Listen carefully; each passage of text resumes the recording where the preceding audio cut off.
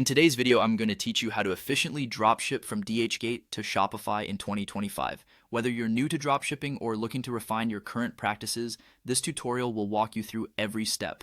Let's get started. First, head over to Dhgate, a well-known platform for sourcing products. You'll want to begin your search in trending categories like home and garden, fashion, and bags. This is where the demand is high, making it an excellent starting point for finding potential products to offer in your store. Once you've narrowed down your categories, it's crucial to scrutinize the products available. Look for ones with high ratings, ideally those that score 4.5 stars or higher. Also, ensure that you're dealing with reliable sellers.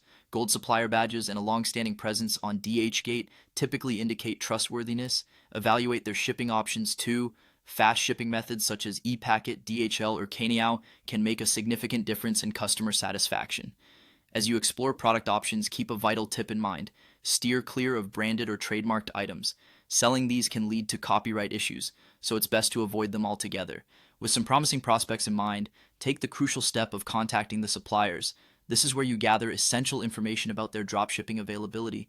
Ask if they offer white label packaging. This means products will be shipped without Dhgate branding, maintaining a professional image for your store. Understand their processing and shipping times as these affect your ability to meet customer expectations.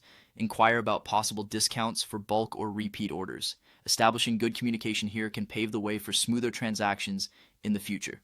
Before listing products on your store, have a final discussion with your suppliers. Clarify if they offer blind dropshipping, where orders are shipped without invoices or Dhgate branding. This is key for maintaining your brand's integrity. Also, ask how quickly they can provide tracking numbers and if they can accommodate order changes if necessary. Now, let's integrate your Dhgate finds into Shopify. Start by downloading product photos from the site. Remember, you can edit these images or add your own branding for a unique touch.